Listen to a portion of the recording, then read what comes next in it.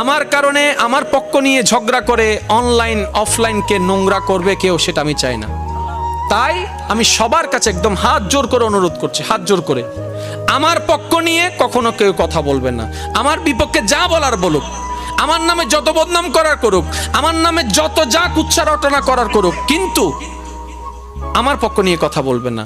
উনি যদি আমার বিপক্ষে বলে শান্তি হয়, আলহামদুলিল্লাহ, আমি মনকে এতটুকু বুঝ দিব, ইয়া রব, এই অশান্তিময় সময়ে আমার বদনাম কারো মনের শান্তির কারণ হয়েছে।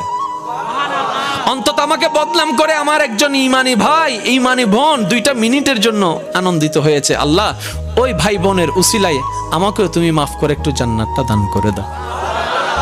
আল্লাহর ওয়াস্তে আমার এই একটা আবদার আপনারা সবার কাছে পৌঁছায় দিবেন। যা গালি দিবে আমারে দিবে, আমার পক্ষ থেকে যেন কোনো গালি না যায়। মনে থাকবে ইনশাআল্লাহ।